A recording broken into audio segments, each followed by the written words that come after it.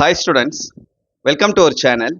இந்த வீடியோவில் நம்ம 11th ஸ்டாண்டர்ட் மேத்தமெட்டிக்ஸில் இந்த குவார்டர்லி எக்ஸாமினேஷன் 2024 உள்ள போர்ஷனில் இம்பார்ட்டண்ட்டான ப்ராப்ளம்ஸ் எது எதுன்றதை தான் பார்க்க போகிறோம்.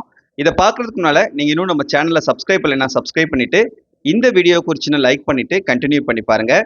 இந்த பர்டிகுலர் வீடியோவில் நான் சொல்லக்கூடிய எந்த ஒரு ப்ராப்ளமையும் நீங்கள் ஒமிட் பண்ணாமல் எல்லா ப்ராப்ளமையும் ஒர்க் அவுட் பண்ணி பார்த்தீங்கன்னா கண்டிப்பாக உங்களால் 11th மேத்தமெட்டிக்ஸில் நல்ல மார்க்ஸ் ஸ்கோர் பண்ண முடியும். அபோவ் 90 மார்க்ஸ் ஸ்கோர் பண்ண முடியும்.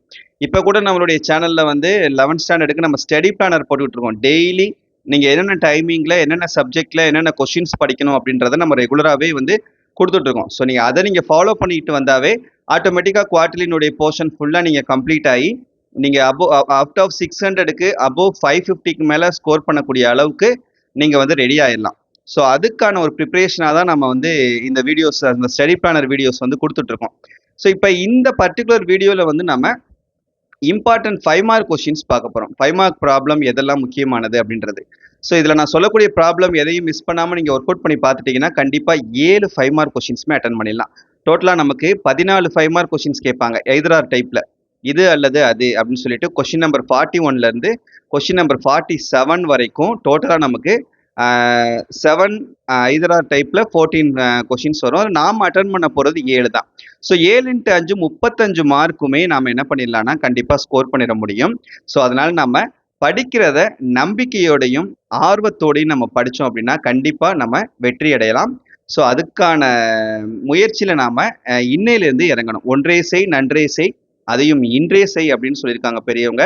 ஸோ அதனால எந்த ஒரு விஷயம் செய்கிறதா இருந்தாலும் நாளைக்கு செஞ்சுக்கலாம், அடுத்த மாதம் பார்த்துக்கலாம், எக்ஸாம் டைமில் பார்த்துக்கலாம் அப்படின்ற அந்த போஸ்ட்போனிங் இல்லாமல் அன்னன்னைக்கு நம்ம செஞ்சோம் அப்படின்னா கண்டிப்பாக நமக்கு சக்ஸஸ் கிடைக்கும். சரியா?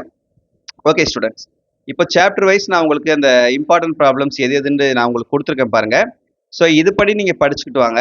இப்போ யூனிட் 1ல் பார்த்தீங்கன்னா எக்ஸாம்பிள் ப்ராப்ளம்ஸ், எக்ஸாம்பிளில் இம்பார்ட்டண்ட்டானது இந்த கொஷின்ஸ் எல்லாமே 1.2, 1.3, 1.5, 1.6, 1.12, 13, 29, 30. இது 2, 4, 6, 8 ஒரு 8 சம்ஸ் கொடுத்துருக்கோம் எக்ஸாம்பிளில்.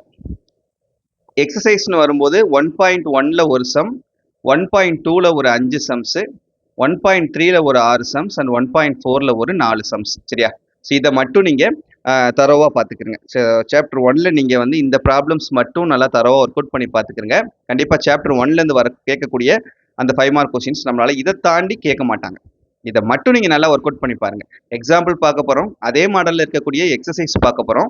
ஸோ ஆட்டோமேட்டிக்காக நமக்கு இதுலேருந்து வர இந்த சாப்டர்லேருந்து கேட்கக்கூடிய அந்த 5 மார்க் கொஸ்டின் நமக்கு அட்டன் பண்ணிட போகிறோம். ஸோ டோட்டலாக சாப்டர் 1ல் நமக்கு ஒரு 24 சம்ஸ் இருக்குது.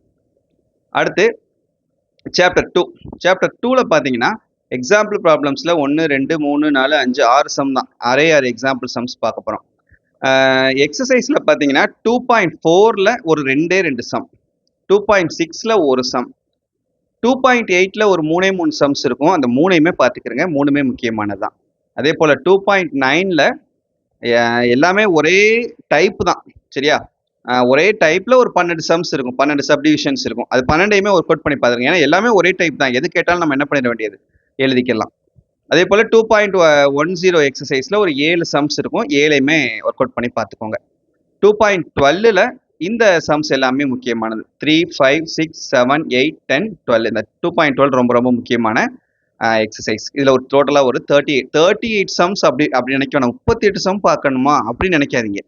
அந்த 2.9லாம் பார்த்தீங்கன்னா 12 சம்மே ஒரே மாடல் தான். அப்போ அது ஒரு சம் மாதிரி தான் கிட்டத்தட்ட. ஸோ அந்த மாதிரி கன்சிடர் பண்ணி பார்த்துக்கோங்க. அடுத்து யூனிட் 3 வந்து உங்களுக்கு இருக்கிறதுலே பெரிய சாப்டர். சரியா? ஸோ அதில் நிறைய சம்ஸ் இருக்கும், எக்கச்சக்கமான ப்ராப்ளம்ஸ் இருக்கும். ஸோ அதில் நான் சொல்லக்கூடியதை மட்டும் நீங்கள் ஒர்க் அவுட் பண்ணி பாருங்கள். எக்ஸாம்பிளில் 3.29ல் ஃபர்ஸ்ட் சப்டிவிஷனும் செகண்ட் சப்டிவிஷனும் பார்த்துக்கிறங்க. அப்புறம் 3.32, 3.38, 3.39ல் ஃபர்ஸ்ட் சப்டிவிஷன், 3.41, 3.54, 3.55, 3.71 இந்த எக்ஸாம்பிள் சம்ஸ் மட்டும் நல்லா ஒர்க் அவுட் பண்ணி பார்த்துக்கிறங்க.